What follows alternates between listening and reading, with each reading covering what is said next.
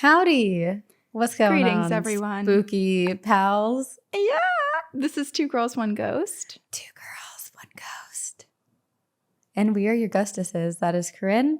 And Hello. I'm Sabrina. And you have all probably heard how haunted Corinne has been her entire life.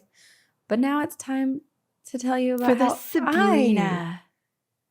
Sabrina the Teenage Witch. Surprisingly. Sabrina the episode.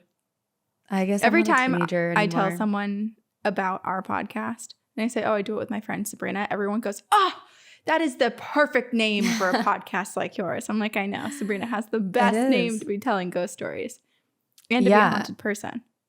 Exactly. I feel like it was destiny for me to have ghostly experiences. And I wish that when I was a teenager, I was a real witch. But I guess I will live out those dreams in my adult years. My near 30-year-old self will be super witchy. I am super witchy. Yes, you Not are. Not will, I am. And will again, I am. similar to what will I am. Similar to what you said when we recorded my episode. I feel the same way about you, where I've heard bits and pieces, or I've heard maybe some full stories, but I have no idea like where they happened in your life chronologically and what I'm missing. Yeah. Well, I wrote down a list of things, and I'm sure I probably forgot some. Of course. And I feel like these are just the big ones that stood out to me. The biggest, not caveat, but like the biggest, the most paranormal things that have happened in my life are more stories that I've heard from my dad and my mom. So you descend from the haunted. It's like what's happening around you. It doesn't have to necessarily happen directly to you. It can still be your family and your parents, because that's growing up in a haunted house and with haunted parents. Very haunted parents, specifically my dad. And where I would like to start is a story before I was born. And I also feel like we should probably end up doing a episode of our parents' hauntings, because I feel like I don't know all of them. Like my dad has years and years and years of hauntings, especially because he's very, very in tune. So the ones that I'm going to share are just like the couple big ones that he did tell us. Oh, hell yes. I love this. This is a good idea, Sabrina. We definitely should do that. Yeah, especially because your parents have a lot as well. Well, and we record on Zoom, so it's ripe for bringing anybody on the podcast. And so despite wherever our parents are living, we could have them on. Yes. Okay, well, let's start with before you were born. Were you thought of? Were you conceived? I was not. Prior. Okay. I was not. I do think this is the house that I was born, or it's the townhouse that I was born in, or lived in when I was born, because I was born in a hospital. But my dad, so this is a story that my mom has told me. My dad has kind of mentioned quite a bit. I think I've told it on the podcast. So my dad was doing a business deal with some guy, and I think there was some tension, some fighting between the two of them, and ultimately the guy had signed the contract. My dad had the contract in his briefcase, and they were in a fight. Mm-hmm. My dad gets into the elevator, and this guy gets in the elevator at the same time, and it's like super tense, of course. And apparently the guy starts mumbling something under his breath. My dad's like, that's weird. Doesn't really think anything of it. They go their separate ways and don't say anything to each other. My dad gets home, and the contract that was signed in his briefcase is missing. Like, just gone. Disappeared. What? He's like, that's even more weird, because witchcraft. He literally had it in his briefcase. So it's just gone, which is weird because it had been in there.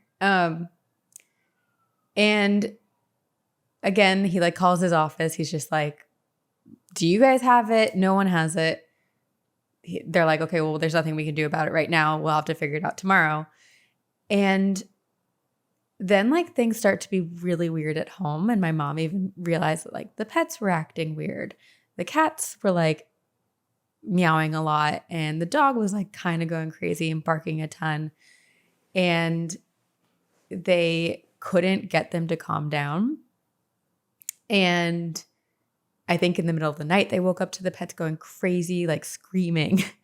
And the next day, they were like convinced that something had happened. I don't know how this story ends, but basically the contract they never found, the business deal never went through, and what they kind of believed business this deal man, was it?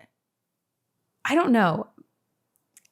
I want to be careful about how I speak about my parents on this because the way it has been told to me by my mother is different than the way my dad probably tells it because they are divorced and they have strong opinions about each other. Okay. So we don't know what type of business this guy who apparently can put curses and hauntings onto people does. Which is interesting too, that given his power and abilities, assuming that he somehow managed to get the contract out of the briefcase and mutter some sort of like curse on your family or whatever the hell happened in that scenario. Yeah. It's interesting that he had to go to those steps and that he wouldn't have had, like, in my mind, I just think if you're that connected, isn't there some other warning or sign or spiritual intervention that you have prior to signing the contract with someone that you don't want to sign a contract with to stop you from doing it? Like, why did it get all the way to that point? I don't know. I wonder if like after signing it, something happened. Yeah, maybe. I don't know. Now I really want to talk to your dad because I'm like, I want to know the business. What's going on? My dad here? has done a lot of businesses. There was a point where I thought that he worked for like the government or the CIA because it was so mysterious to me. And there was a period of time where he worked for a company overseas that sold security technologies to governments. So like I imagine that this was like me in middle school. Or high school. I thought he had the ability to tap into like the cameras and watch what I was doing because he lived overseas and I didn't have much contact with him. It is interesting though. Cause I feel like I don't know anything about military or that space at all in terms of technology and warfare and whatever. But it's interesting to think that like things are sold from other countries. It's not like all you have came from your own soil, right? Yeah. That's interesting. Very little comes from our own soil. But yeah, so that was, I think, in the house that I grew up in or was born in and lived in for 4 years. But for the first 4 years of my life, I don't think that there was any paranormal or at least anything notable and nothing that my parents have told me. When I was 4 years old, my family moved into a new house in Branchburg, New Jersey. Brand new house. I remember because it was a new neighborhood that was being built. And usually when they build these houses, they have like one street that's the model homes and everyone can kind of tour the model homes. And they're like, oh, okay, this is what it's going to look like. This is the one I want. But they're going to build it somewhere else. We ended up moving into one of those model homes. But it's brand new. No one's ever lived there before. Wait, sorry. Where was the town? What was the town called that you moved from? Do you remember? Somerset. Just for all those Somerset New Jersey County residents out there. Yeah, it's all these are all Somerset County. Okay. And actually, my grandmother lives in the townhouse that I was born in. Oh, currently. Still? Oh my gosh, that's so sweet. But you can go back other people lived there between us. So like it just happened that she ended up buying. It was on the market when she moved here. Yeah. So that's amazing. Very cool. How cool. The nursery wallpaper is still up, like the teddy bear wallpaper. Wow. I know. Wow. I know. That's almost a bigger mystery than half of these paranormal things. It's like how that happened and how someone never took down the wallpaper after all those years. I know. In between. It must have been a nursery for quite a while. So we moved to this house, Branchburg, New Jersey. I'm 4 years old. My sister is 6 years old. My brother is not yet born. I have told this story before, but I will tell it again. So I start having this reoccurring nightmare. And every time I had it, I would wake up in my dream wearing what I had been wearing to go to bed. And my room would be as I left it when I went to bed. So it's not like I was dreaming a different experience. It was like I was dreaming as life was currently. So I would wake up, but still in my dream, and I would feel this presence in my doorway. It never had a shape. It just was like a presence. It felt like someone was there, something was there. But you couldn't see anything. There was no I couldn't see anything. Color or definition. Okay. Nothing. You just knew it was there. I knew it was there, and it was telling me to follow it. So I would get out of bed and I would follow it down the hall to my sister's room. And I would open my sister's bedroom door, and there would be black and white orbs fighting over her, like diving down into her, fighting over her body. And I've heard this story so many times, and I still get chills every time at this part. Yeah. And it's hard to describe what they looked like, but they almost looked like balls of energy with like tails. Like almost like a comet, but small and compact, black and white, fighting over my sister. And I would always wake up at that point in the dream. And I had this for a few years, and then it stopped. And I had a lot of reoccurring nightmares in that house, but I'll get to those later. But fast forward 20-something years, basically, or like 18 years. It's college graduation, where Corinne and I went to school, Loyola Marymount. And I was having dinner with my dad, my sister, my brother, and my grandma. And somehow reoccurring nightmares came up, and I was talking about a couple of reoccurring nightmares, and I tell this story. Which restaurant were you at? Do you remember? It was an Italian restaurant, I think in El Segundo. And my dad doesn't say anything. Conversation continues. My dad drops my sister, brother, and I off at Trop, which was a house in our college. It was, a graduation party. We were all like drinking. 2 minutes after dropping us off, I get a text message from my dad that says, "Hey, do you have time to talk tomorrow before I leave? Something you said tonight is really stuck out to me, and I want to talk about it." I was like, ooh, how ominous. I was so confused, and I was like, you can't just say something like that when I'm at a college party, like trying to celebrate graduation. And I showed it to my sister and brother. I was like, what? He's so vague. This is like something my dad does all the time. He says very strange messages that scare you.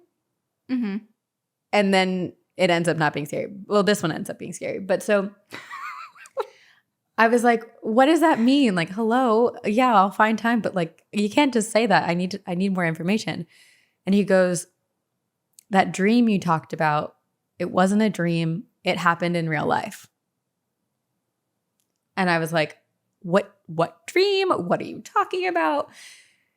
Anyway, he leaves it vague that night. I end up meeting him at the Westin by the airport the next day. And I love how you were summoned to the hotel to basically collect this information from your dad.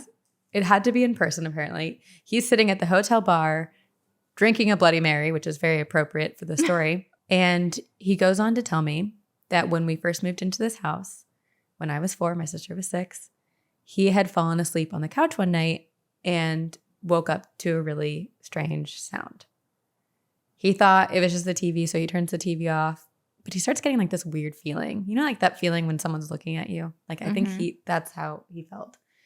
So he starts going down around the downstairs, making sure all the doors are locked, that the windows are closed. And he starts to make his way upstairs. And the further he gets upstairs, that feeling gets more intense. That feeling that like someone else is in the home. And he's like, I think something bad is happening. So at the top of the stairs, my bedroom was on the right. So he checks on me. I'm asleep. My mom and dad's room was like truly right at the top of the stairs. So my mom's asleep. And then he starts going down the hallway. And the further he gets towards my sister's room, like that feeling is just getting worse and worse. His instincts are telling him to run. But it's his 6-year-old daughter in that room. And he says he touches the door handle and it was ice cold. Ooh. He opens the door and it was like all of the air was sucked out of the room. And he takes one step towards my sister, and she's sleeping in the bed. And out of her mouth, while still eyes closed, fully asleep, out of her mouth come the words, "Get out," in a deep, guttural voice. It's so And creepy. my dad goes up to her and like is like, "Leave my daughter alone." As I've told many people before on this podcast, my dad has a lot of experience with darker entities. So I think he, while terrified and scared, he was just like, I need to protect my daughter. Tells whatever this darkness is to leave my sister Lexi alone. Shakes my sister awake. She wakes up, seems fine, and Has picks no her up. recollection Yeah, of what had no just idea. happened. No recollection.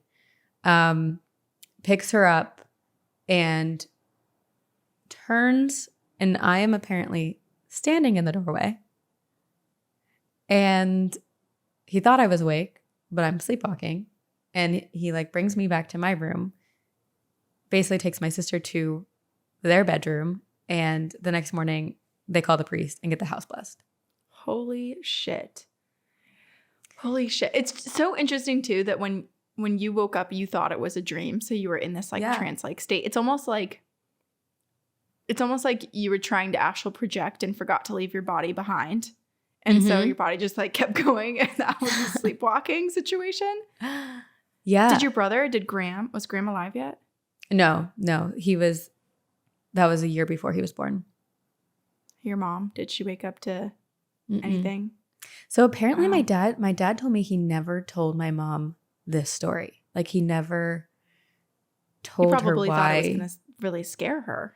Yeah. And I think he wanted to get the house, like we had just moved in. So getting the house blessed wasn't like a weird, oh, why now?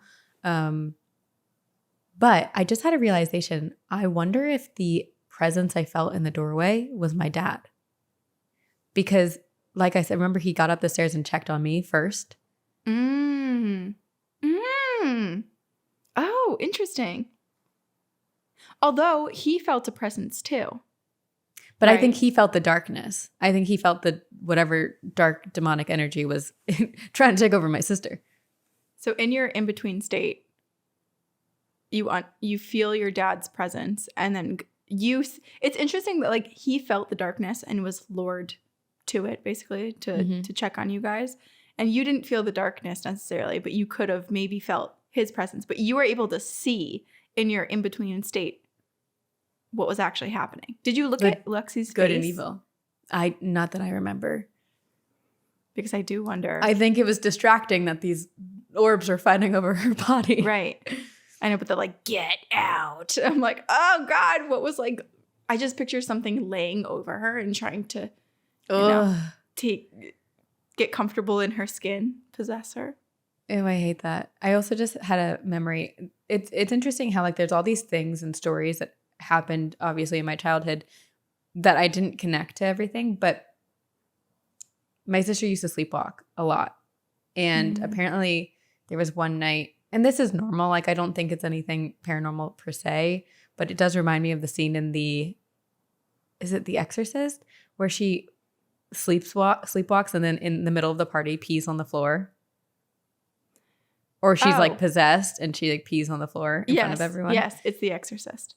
So my sister would sleepwalk in the middle of the night and apparently like pee in the bathroom, but not on the toilet. Oh.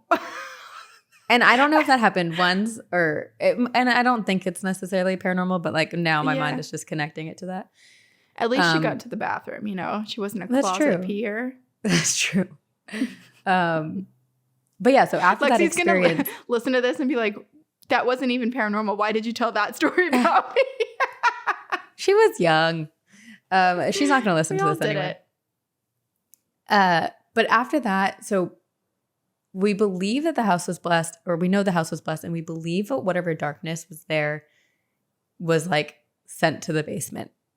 And there's one closet in particular, that we believe it was like quarantined into because my brother, and there's some more stories, but just to finish off with whatever this darkness was, when my brother was born and growing up, he used to have reoccurring nightmares about one closet in our basement. And it was like the way he describes it is that in the dream, he was drawn to the closet. And when he would open the closet, it would like suck him in. And it was a continuous like black hole that he kept falling in. And it was like a very scary experience. Perhaps that's the portal in the house. Perhaps. Right? If he's feeling like he's falling through it, it makes me think that there is like you can go either way. So if you're in this world and you go through it, you fall down. And then otherwise the demons and dark entities fly up and into your model home. I don't know, but it's scary. And so, and then of course basements are scary, and I was terrified of that basement. And that's where like our cat's litter boxes and everything were. If we had to clean it, I would just like sprint upstairs. But I also felt that way in the next house I lived in, and I don't think that house was haunted. So I think I'm just scared of basements. So the darkness kind of didn't really take over that house, but there were two very positive spirits in that house. And we believe it was a mom and a son. And we had a lot of encounters with them. The biggest thing is it was never negative. It never felt dark. It was always like light. I never saw them specifically, but I had experiences with them. And both of my parents worked, so there were a lot of times where I was home alone, and I never felt alone, and I felt very safe. I also felt like I was really watched when I was in the bathroom, which is very interesting to me. Oh, but it didn't feel in a ominous. bad way? Not in a bad way. And I think that's where my desire to go to the bathroom with the door open comes from. Yeah, that's interesting, because if it were, like, let's say it's the little girl or her mom, like those spirits, because it didn't feel scary, but you just felt like something was there. I wonder if that was like, maybe I'm thinking too much about it, but I'm just thinking about like water and how water plays with spirits. And if the basement's already accounted for the darkness, perhaps like that was the easiest place to reside and spend time in as a spirit. So they just hung out in the bathroom. That was their bedroom. Well, they were all over the place, but I wonder if this is just total out of my bum hypothesizing, but it was a mom and a son. I don't know what their story was, how they died, why they were in our home, but like, let's just say the boy drowned in a bathtub or something. Maybe the mom felt like this protectiveness of us when we were in the bathroom. I'm totally making that up, but I'm just, who knows? Right. Supervision. Supervision in the bathroom. Yes. So my brother, as he was growing up, would wake up in the middle of the night crying. And when my mom would check on him, my brother would say, "Mom, like, tell the little boy I don't want to play. I'm trying to sleep." So the little boy was really trying to play with my brother, which is cute, I think. But my brother was just like, "I'm trying to sleep here." Hell no. Yeah. And my brother's cute too, because I mean, obviously there were, you and your sister also lived in that house, but it's cute that the spirit probably wanted a brother. And so was excited that there was another little boy in the house to play with. Yes. And he loved my brother's toys. Oh my gosh. My brother had a Blue's Clues that had a book. And when you opened the book, Blue's Clues would wake up. And when you closed the book, Blue's Clues would go to sleep. Without opening the book or closing the book, Blue's Clues would go off all night. Oh gosh. Okay, so we can probably age the child then to around young. Yeah. Elementary or younger. What was Graham's age at this time? Well, he was born in that 4? house, so we probably, I don't know, I think he probably lived there until like 8 or 7. I don't know. From ages like 0 to 7 or 6 or 7, I would say. Yeah. But this is one of my favorite stories. So I knew we had these spirits in our house, and I was having a sleepover with a bunch of girls in my basement. And I was telling them about the little boy and the mom, and people were like, no way, like the ghosts aren't real. And as I'm telling this story, so our basement was pretty long. So we're on the left side of the basement. And on the right side, there was a guest room and then a bunch of toys and stuff. So we're very far away from the toys. As I'm telling this story, my brother's fire truck starts going off. Like buttons that you have to press buttons to make the sirens go off. They start going off. Epic. And epic. Which so you can be is like, amazing. See? And at the time, I think it was really scary. And we all like ran upstairs and we slept upstairs. Right. But when I tell that story now, I'm like, oh my gosh, that ghost fucking rocks. Like it was the just call trying and to be response. You were like, this Yes. place is haunted. Everyone else is like, no, it's not, Sabrina. And the ghost is like, no, I'm going to have Sabrina's back. We live here together. And this place is haunted. It is haunted. I'm haunting it. Don't discredit my existence. Right? I love that. That's amazing. What good timing. Did you ever Yeah. try to make that happen again? I don't think so. And then this one's fun. So my dad had a friend.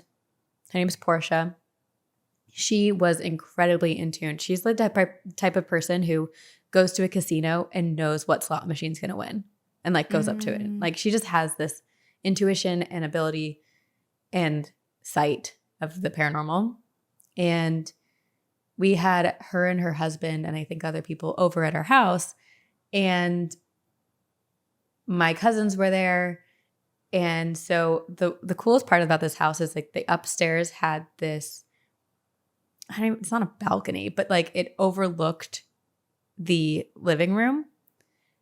So Yes. to us it was a stage, which was so fun. So people would sit in the living room and could look up at us on our stage. Right. And we, with my cousins, decided to put on a performance, a musical performance. And we had like the blow up guitar, we had speakers playing, and we like had fake microphones. So we became a band. And we're all up there, my sister, myself, my cousin Sammy, my cousin Jason, and my brother. And we're performing, best performance of our life. Fans are going wild. And my my dad's friend Portia apparently like looks at my dad and goes, "Do you see them?" And my dad looks, and the mom spirit is standing like kind of off to the side watching us upstairs. And the little boy is like performing with us. No way. Oh my gosh. Oh my gosh, I'm going to cry. I know. This is so sweet. Oh, the mom was just proud to watch her child in the band Yes. too. And all of us. She loved us. Oh my God. Wow. What was he, do you know like what he was doing in the performance? I don't. I really don't know. I Unfortunately, need I don't every think single detail. I need like a reenactment of what he was doing, all the facial I know. expressions on the mom. I wonder if there's any photos. I'm sure like we took photos. I just don't know. I don't know. It was also the era of those like, remember those like little tiny Polaroids that like had the long strips from Limited 2? Oh, yes. Mm-hmm. Yeah. But yeah, so I don't really know what they were doing. And I think those How are the, incredible though that Portia noticed it and spotted it out, but that your dad was able to tap into it too and realize what was going on. That's so awesome. And just clearly you guys were bringing so much joy and energy to the space that like all the ghosts in the house apparently came to also see the having performance. fun. That is a performance of a lifetime. How many people can say that? I performed with the ghost. Yeah, you did. You literally did, Sabrina. That's freaking cool. It is cool. You should say that's your fun fact from now on. One time I was performing in a band and with a ghost. A ghost also came on stage and performed with us. Yeah. That is a fun fact. I feel like those are the big highlights from that house and with those spirits.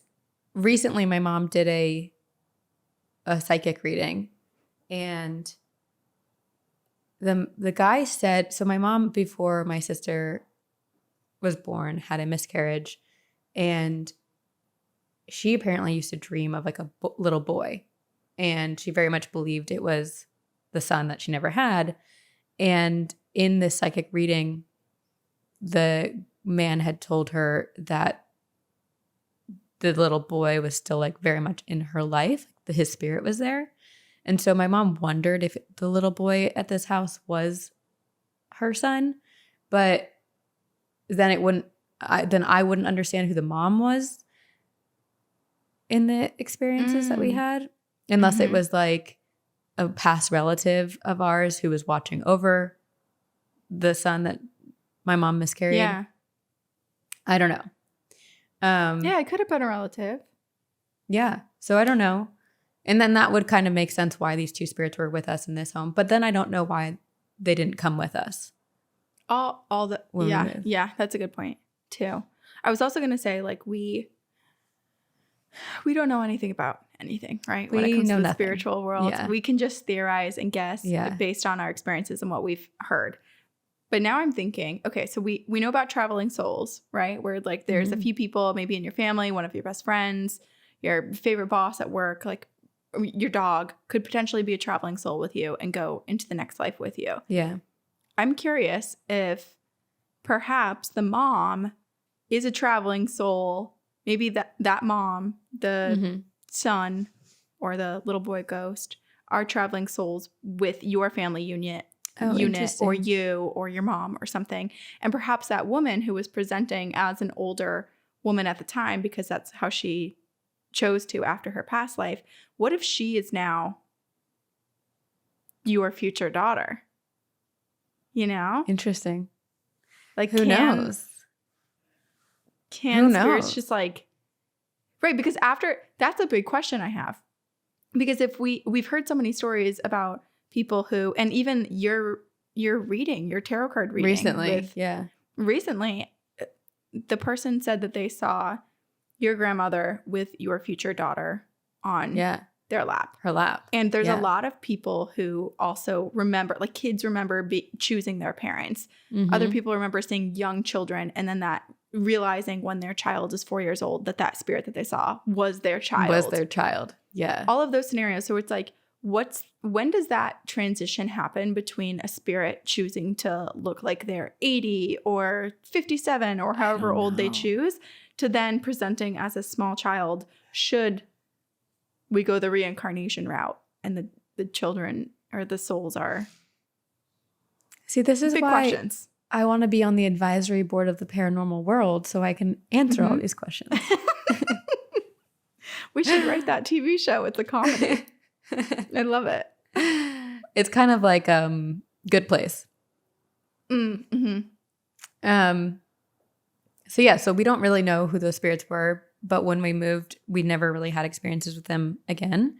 And there are a lot of, I was going to share a lot more of my dad's experiences, but I think I will save those for the parent version of this episode or parent version episode because there are just too many to name or to tell.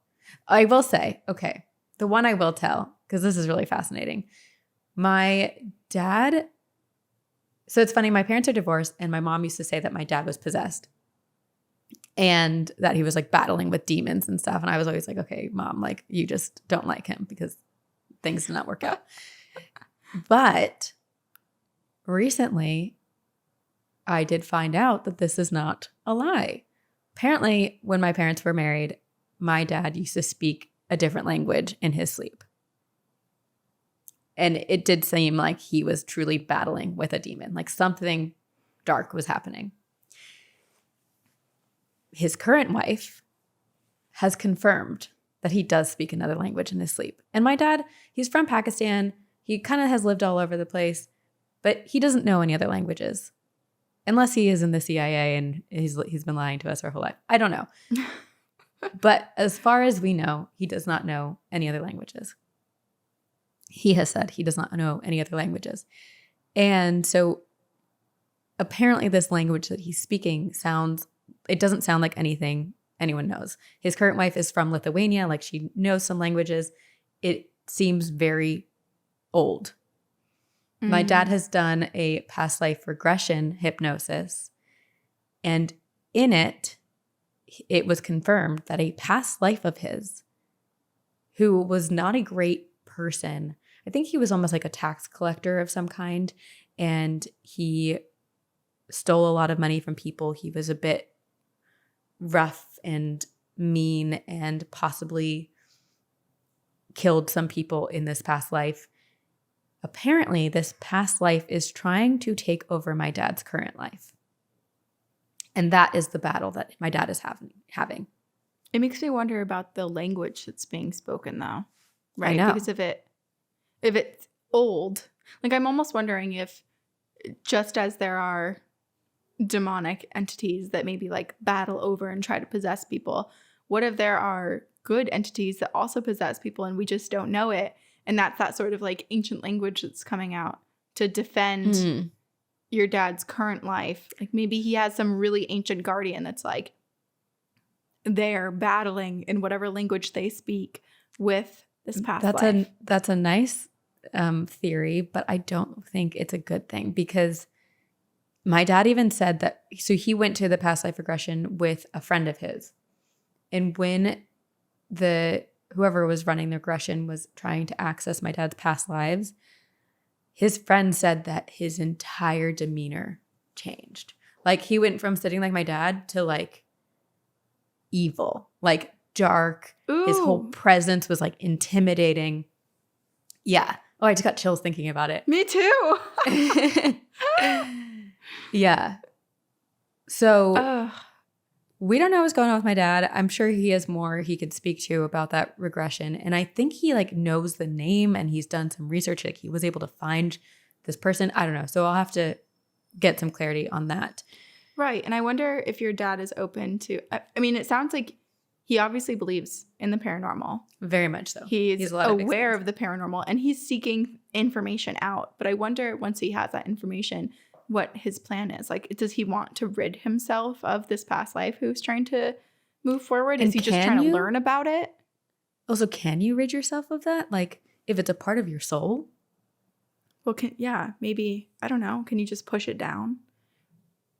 Yeah, I don't know. Suppress it for this life? I don't know. Or do you have to like do some sort of hypnosis and regression back to the past life and heal parts of that part of your soul that's clearly hasn't learned whatever like lesson they were supposed to learn in that life and are trying to bleed into the current one? I don't know. It's a good question. We'll have to ask your dad what his plans are. What's your plan to defeat your past life? What's your 5-year plan when it comes to being possessed? I'd like to hear. We'd like to know. So, okay. The next year, so I feel like I lived like ages 8 to, I don't know, like 14, pretty much like not haunted. But my grandfather passed away when I was, and this is my dad's dad, my pop-pop. He passed away when I was, oh my gosh, how old was I? 12, 13, something like that. And so this is I'll start with so when he passed away, we got a phone call at like 1 a.m. So we were woken up to the call that he was going to the hospital. We went to the hospital and said goodbye, and they, took him off of the life support and everything with us all there. But for the nights to follow, my grandmother, when she was at home, and I think I've told this on the podcast before, but the nights to follow, my grandmother was at home in the townhouse that I was born in. And in the middle of the night, she started getting these phone calls. And the phone would ring. And when she'd pick up the house line, it was just dial tone. So it was nothing. So then she was like, that's weird. I wonder what phone is ringing. And this continued for multiple nights. She finally realizes it's her cell phone. So she brings her cell phone up to her bedroom and puts it like next to the bedside table. And again, same time, this is happening every single night for multiple nights at the exact same time in the middle of the night, like 2 or 3. Finally, this night, same thing, her cell phone rings and she picks up. And this time, it is like whispery. She can hear like voices, but it's not say anything. It just, there's something on the other line, but she can't hear or make out what it is. And so she closes her phone, and then the next morning she looks to see what the number was that called her. And it was her phone number with the number 7 in front of it. And I think 7 is like a heavenly number, apparently. But we believe that my grandfather was trying to make contact with her, and that the time that the calls were happening was the time that he actually passed away. Because while he was on life support, I think his soul had moved on at that time. Ooh. Yeah. Chills all over the body. I know. Ever since then, I have had I was very, very close with my pop-up. And for a while after he had passed away, I would have really, really vivid dreams of him. And we would be in the backyard of that townhouse, kicking a soccer ball back and forth and having conversations about life. And it felt so real. And I'd wake up feeling like this like happiness of, oh, I just had a conversation with my grandfather. And I was in college. It was the summer, I think, before our junior year. And I had the most vivid dream. And I was going through a lot at this time. There's a lot of stuff with my family and personal things that I was dealing with. And I had this very, very vivid dream of my grandfather. And we talked about everything. And I woke up crying. Oh my God. And I realized it was actually the day that it was the anniversary of his death. And I get a text from my dad. And my dad was like, "Did you dream of Pop-Up last night? He told me he was going to visit you." Oh my gosh. Yeah. Wait, was this your dad's dad? Yeah, my dad's dad. Wow. Wait, so did your dad dream of him? Yeah, so my dad too? must have dreamt of him too. Oh my God. Wow. Okay. Yeah. Clearly, Pop-Up has figured out ways to come to communicate. Yeah. And communicate. And it's interesting too that like clearly the day he passed and the time that he passed is when he is able to tap into that strength. Or maybe that's just like where the cord, the tether to this world exists for him in the astral plane.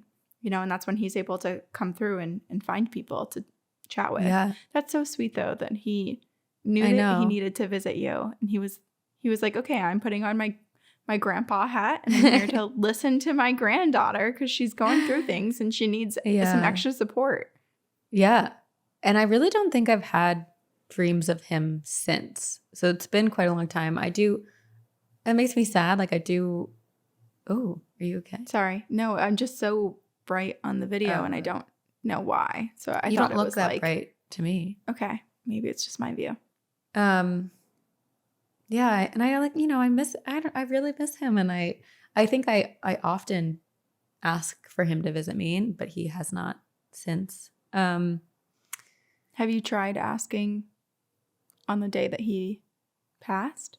I should. I'll try that again. Yeah. Next year. But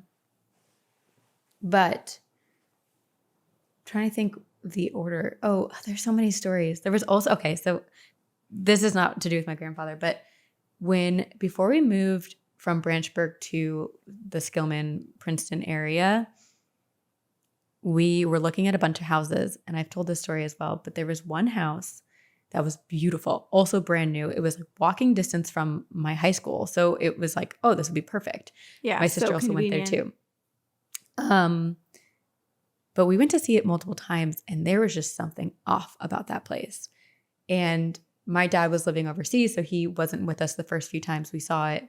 And every time we were there, my mom would like get weird phone calls on her BlackBerry, and like her BlackBerry didn't even have calling function. It was truly just like, I forget what BlackBerries were for, like emails before. It was work, emails, playing Snake, stuff like that. Snake. BBM Brick. Messenger. Yeah. And then my dad Oh, and then she kept getting calls from my dad, but my dad was not calling her. But it was just like it was very interesting. I think like whatever darkness was there, there was a positive entity trying to tell us to get out. Right. Warning you guys. Do My dad- not buy this house. My dad ends up coming to the house. You know, he's in town. We were truly between this house and the house we ended up buying. And my dad instantly was walking in there, was like, nope, we cannot live here. And that house stayed on the market for 3 years. Someone moved in, moved out within a year. Yeah. Oh my God. And it's so conveniently located too. And it was a beautiful house. Like had tons of land. Yeah. Yeah. Yeah. I'm so curious too because, I mean, whatever was in there, that bad energy must have been so incredibly palpable because most people, or maybe not most people, but there's plenty of people that don't believe in the paranormal and have no like instinct that they recognize as a paranormal warning. Yeah. They might get a gut feeling, but they might just like brush it aside and not think anything of it. So I'm actually surprised at whatever the number of people that must have seen that property to consider buying it, all were like, no, we can't. Something was preventing them from living there. Or everybody just had these guardians and people in the spirit world that were like doing things to throw roadblocks and interfere with potentially buying it. Enough so that people backed out. Yeah. Okay, well now that the show The Watcher came out, you should be start a sending little bit letters of a to the watcher house. and send letters and just be like, I need to know what happens in this house. Like, what have you experienced? Yeah. It's interesting. So I tried to Google Map and find the address. And my mom even was just like, we can't really find it. I don't know. Oh. I forget the address. I'll have to like find my mom will have to go back in her emails and find like maybe someone did buy it. correspondences. And just knocked it down. Yeah, maybe. Rebuilt it. Or next time I'm in town, I'll drive by it because if I drive there, I'll definitely know where it is. Okay. So then I feel like there are, a couple things that happened in college. There was one time where I got a text from Lexi, my roommate, saying, "Don't die." And I was so scared. And I had like screenshotted it to her and sent it to her. And she was like, and she screenshotted hers and it did not have that text at all. And I called you, Corinne, and you came over and with your little like briefcase. My ghost busting kit. And I ran over. And you cleansed my space. But then the most notable thing that happened after that was we had graduated college. Nick and I were living in Playa del Rey in an apartment. I think we had just started the podcast. And, you and I were like opening ourselves up a little bit inevitably because of everything that we were doing. And there was one night where I was sleeping and Nick woke up suddenly to a voice saying, "Pray for her." And he, I think instinct was like, okay, I'll start praying. And he started saying, "Our Father." I'm so glad you didn't quit the podcast after that. I'm so glad Nick didn't make me quit the podcast after that. Yes. So he starts saying the "Our Father" and like with a hand on me, and the voice tells him wrong prayer. So then he starts saying the Hail Mary, and then the voice like doesn't say anything. So he just keeps repeating Hail Mary until he falls back to sleep. So we have no idea what it was, what was going on. I don't have anything that was happening to me at the time. Like I don't remember anything in my dreams. Yeah. I just got chills again. I think I'm on number 4 for all of your ghost stories so far. Holy crap. I know. Man. So wait, was Nick hearing it? Do you know if he was just like hearing it in his head or out loud within your space? I think in his head. Yeah. That's so scary. I'm glad that he was able to just like act on it immediately and wasn't freaking the F out. I think paralyzed with fear. I think it was instinct and he was just like, I have to do this and then I will freak out later. The next big thing, and this is around the same time that the experience that Nick had happened, I had an astral projection experience.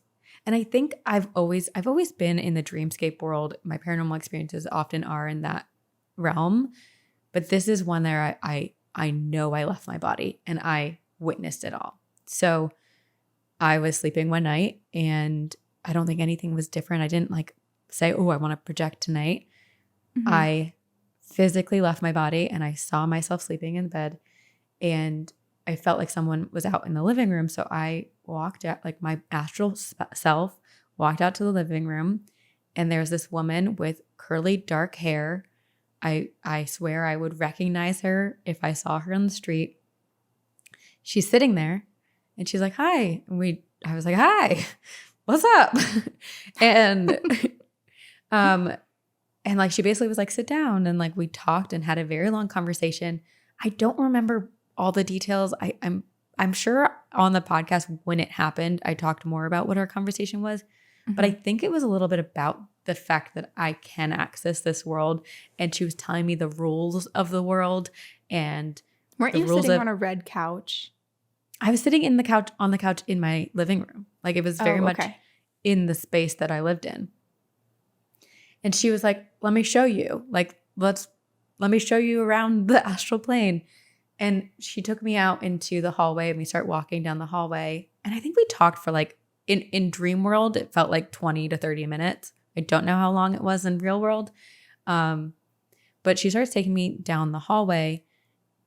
And Corinne, if you remember, this hallway was massive and there were so many doors. It was just like long door after door after door. Damp carpet. Yes, very damp carpet. So I start walking through the hallway and I got to a point where all of a sudden my physical self, I heard a whisper in my ear that said, wake up. And so my astral self truly got sucked back into my body and I horror movie like sat up in bed like that. Oh yes. Gosh. Did you feel yourself getting sucked back? Like did it? Yes. Oh wow. It was a very frightening moment and I truly sprung up. Was the woman still there? No. So I don't know what happened. Apparently I have a guardian who was like, oh, I do have a guardian. Wow. I forgot about this story. Here we go. It very much was like protecting me.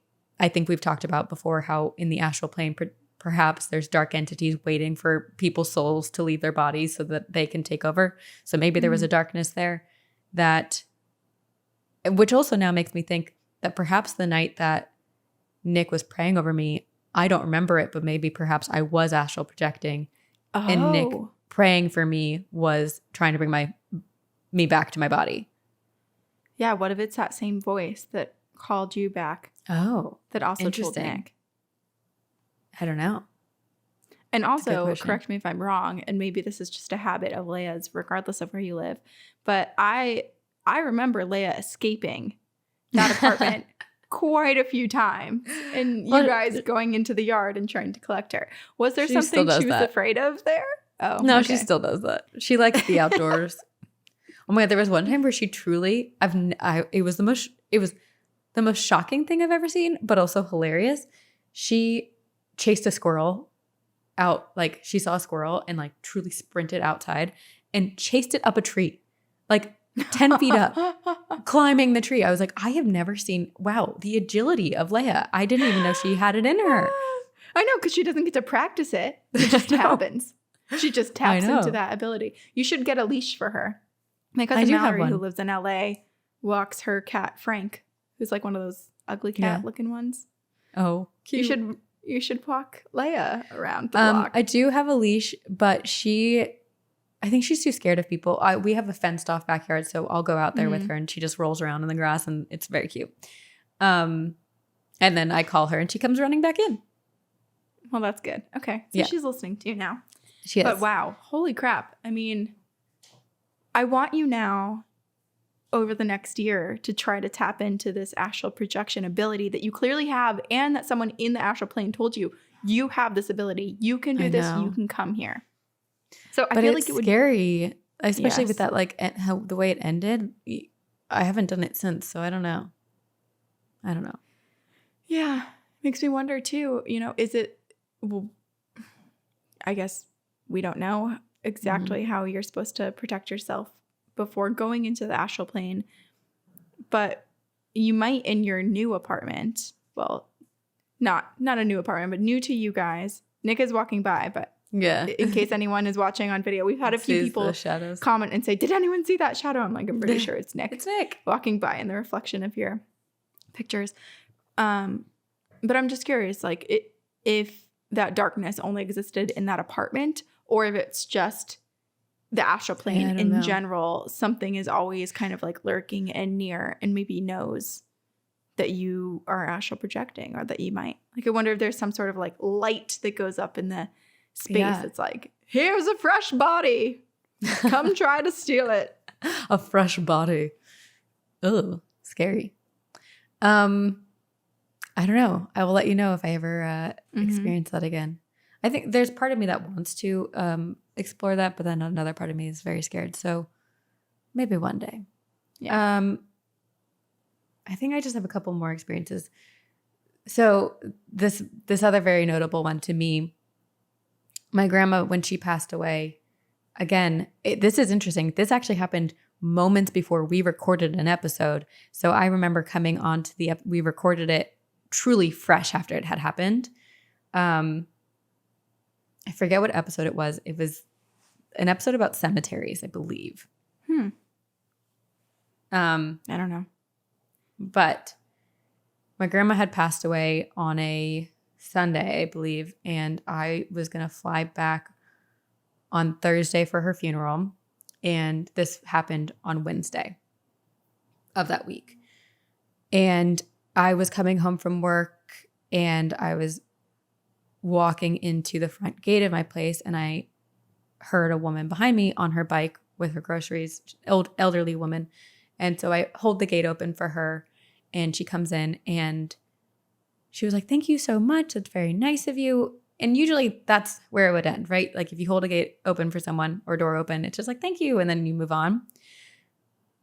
But she stops me and starts having a conversation with me. And I don't even know what we were talking about and how it got here, but she starts talking about how she lived in New York and went to Columbia, and how she studied education at Columbia and got a master's in education.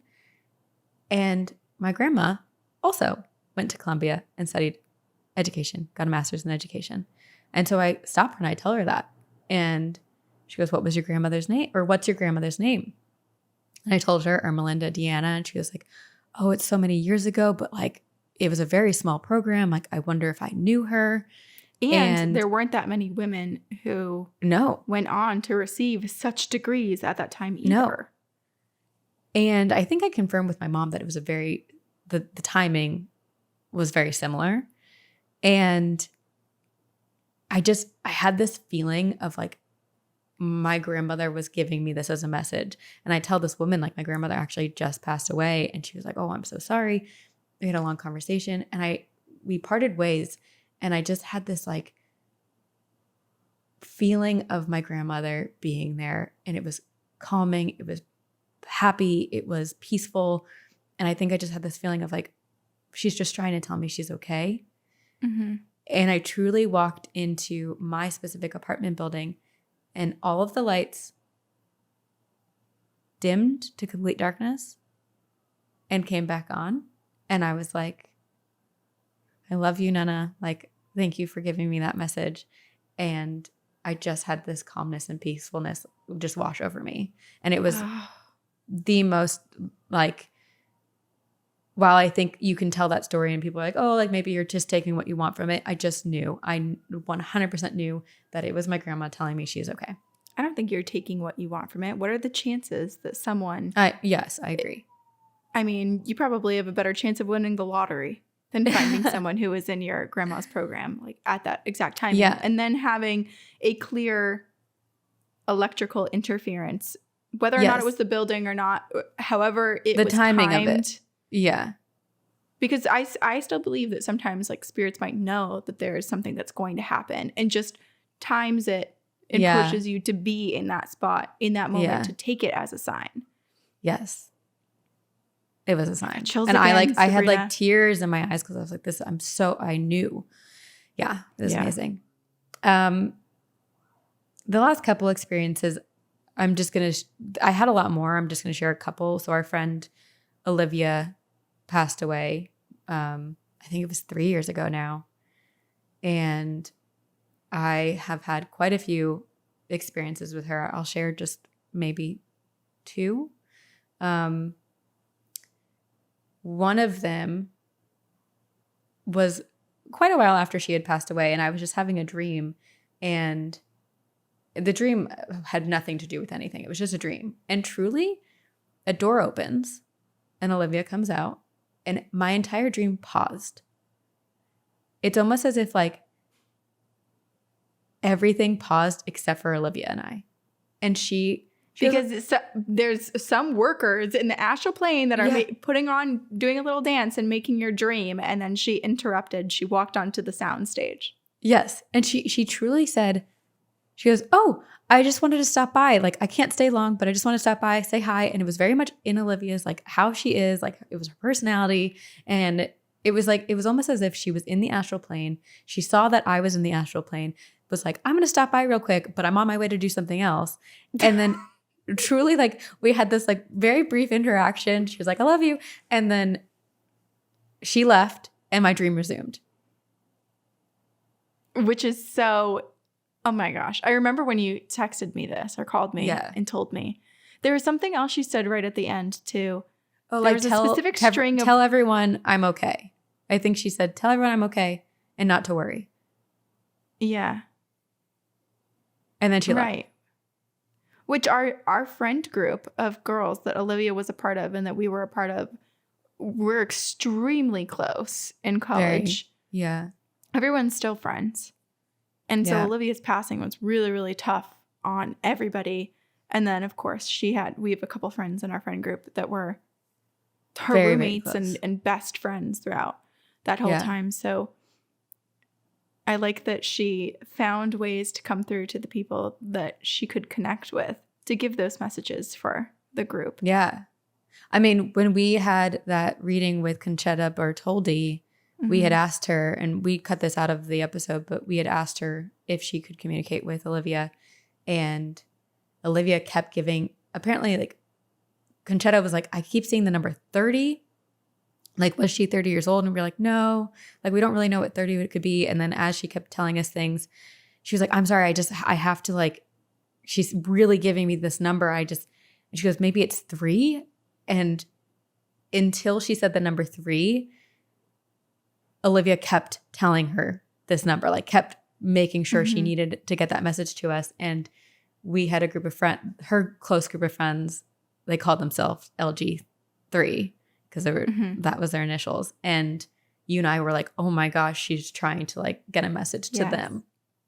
Yeah, we told them immediately after. Yeah. Too. Because, well, I think the tough thing with being in the seats that we are, Sabrina, with Olivia's passing was you and I still, I mean, it's now 3 years later and we're finally telling this story. Some of it, Some of it, where we cut it out of past episodes. We didn't tell everybody. Some people in our friend group might be listening to this episode and it's the first time that they've heard it because it is so delicate when someone passes to maneuver around like a possible interaction with their spirit. And it can be really upsetting for some people and you don't know how people are going to react.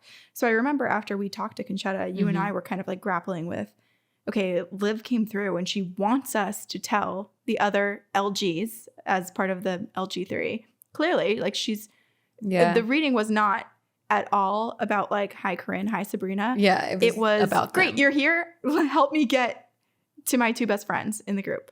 Yeah. And so we were it was very difficult how to, if anything, to say something. Yeah. And then we decided to say tell something. them. Yeah. And they were very glad to hear from her. It was interesting. I think so when I was in New York a couple of years ago for work, I can't remember what the dream was, but again, similarly, like Olivia had kind of stopped by and was like, tell everyone I'm okay, the same message. And I didn't say anything at that point. And again, because it was like a couple years after she had passed, and I just didn't want to like bring up, I didn't want to like, yeah. And I the next morning was taking a shower and I was thinking about it. And I was just like, I don't know what to do. And I'm not kidding, when a part of the wall truly fell off as I'm showering. And I was like, building crumbles. I was like, oh, okay, Olivia, I get it. Yeah, maybe a more gentle sign, Olivia, instead of having a building come apart in front of me. But I mean, I think those are the most I've experienced with Olivia, and there are a couple others that I don't want to share, but those are my experiences. I haven't really had anything recently, which is kind of nice. I mean, aside from us on our podcast. Except for all the hauntings we had in October of 2022. Yeah. But dang. Yeah. See, you're like me where maybe we should do a Sabrina part 2 and have all of the rest of the stories. I we feel can like always I told do most of them. part 1 on our regular feed and put part 2 only as Patreon episodes or something, just to not annoy people with like, only listen to us for a month. Just listen to us to talk. Yeah.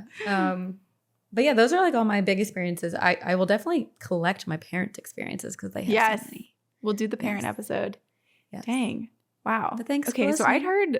heard, incredible. Bravo. Excellent storytelling. Thank you. It was Thank lovely you. to hear it Wow. all in chronological order too, because I could actually like piece together bits of your life and what was happening with other people in your life at the same time. That was great. Nick Good just context. texted me. Nick just texted me. Did you tell the one about me waking up at Cross Creek? And I said, yes. He goes, oh, shat, I didn't hear it. Oh, he's in the other room listening. Yeah. He'll just I have did to tell listen to it. this episode. Yeah. Please do, Nick. Well, yeah. these episodes are our credentials. We're putting our credentials forward to tell you guys all why we deserve to have a podcast about the ghosts. paranormal. It's because of this. All these experiences. Yeah. Well, Sabrina, you need to tell me like real time every time you experience something, and we should just start recording our episodes like that. oh, that's so a that we good can idea. come hot off the press. Hot off the press. Yeah. Yeah. I'll have to go back and re-listen to the one that we recorded right after the experience with my grandma, because Mhm. I'm sure there are some details I don't remember. Yeah. But yeah. Thanks for joining us, everyone. Until Thank next you. time. Until next hauntings. Until the next hauntings, you know where to find us: social Yes. media, Patreon, YouTube, all the those things. places. Pyramid Scheme. Yeah, Pyramid Scheme. Thank you to our editors at Upfire Digital for editing this episode. We're grateful. And We will see you on the other side.